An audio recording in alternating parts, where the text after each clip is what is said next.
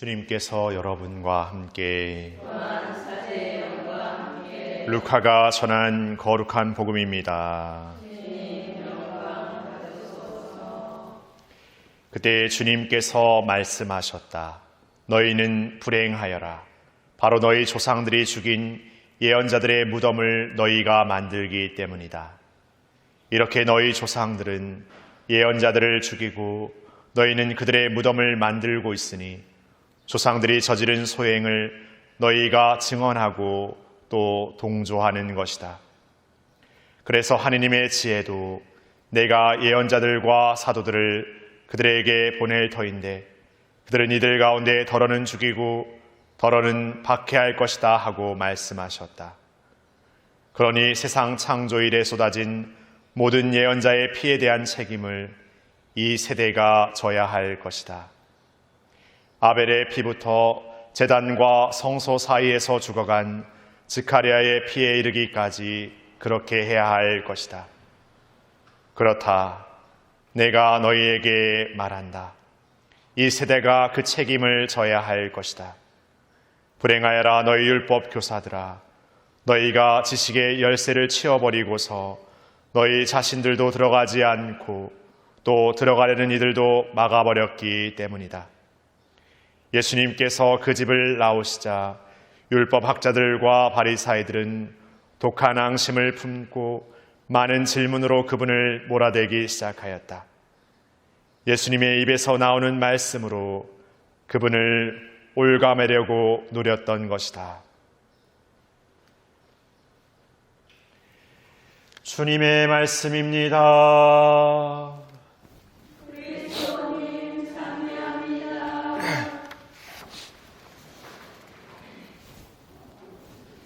참미 예수님,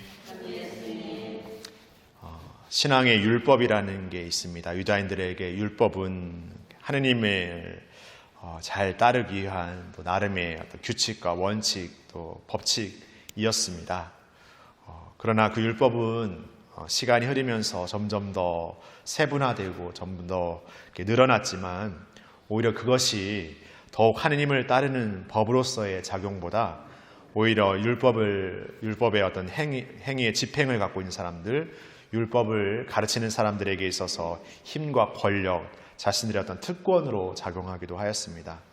오늘 예수님께서 꾸짖는 율법 교사들, 바리사이들의 모습이 바로 그런 율법의 자신들의 이익과 논리에 따르는 삶을 살았던 삶의 대표적인 인물들이었습니다.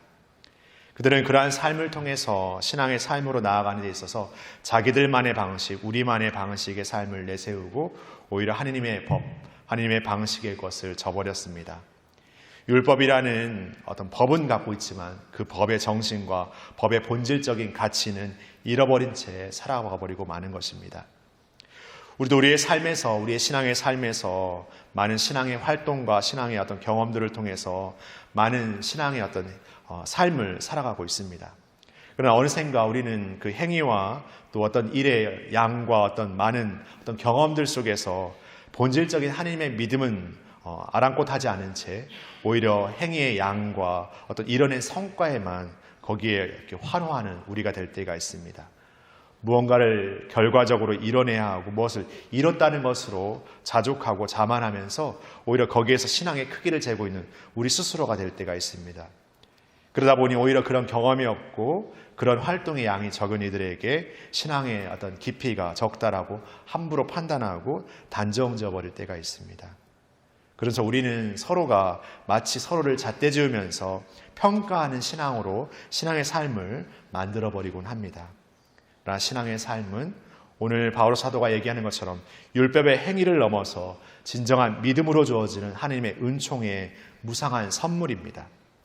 우리가 어떤 능력과 자격으로 우리의 행위의 어떤 결과로서 주어지는 신앙의 열매라고 생각하기 때문에 무상성을 인정하지 못하고 나를 내세우는 데 있어서 나의 능력과 자격, 그런 나의 어떤 결과와 나의 어떤 행위의 어떤 열매만을 사람들에게 내세우려는 우리가 있습니다.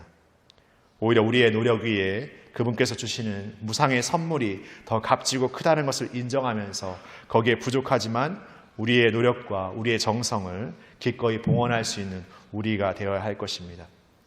그러게 우리의 삶은 그 믿음 안에서 감사를 늘 기억하고 살아가는 삶입니다.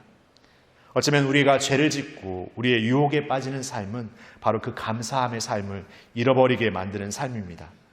감사함을 망각해버리는 삶은 끊임없이 어떤 능력과 조건, 자격과 어떤 행위로서 주어지는 열매에만 우리의 어떤 잣대를 들이미는 삶이 되고 말 것입니다. 하느님께서는 우리의 부족한 삶에서도 우리를 사랑으로 부르셨고 그 안에서 은총으로 당신의 무한한 은총을 주고자 하십니다. 바로 거기에 필요한 우리의 응답은 어떤 우리의 무엇보다 그분께 드리는 믿음, 온전한 신뢰, 그분께 온전히 마음을 여는 우리의 신앙적인 삶의 기본적인 태도가 필요합니다. 다시금 우리의 삶에서 하느님께 마음을 열고 온전히 신뢰하는 마음으로 내 일상의 것들을 감사하며 나에게 있는 것들을 감사하는 마음으로 나눌 수 있는 기꺼운 나눔과 봉헌의 삶을 실천하면서 새롭게 하느님을 사는 삶을 나에서부터 시작했으면 좋겠습니다.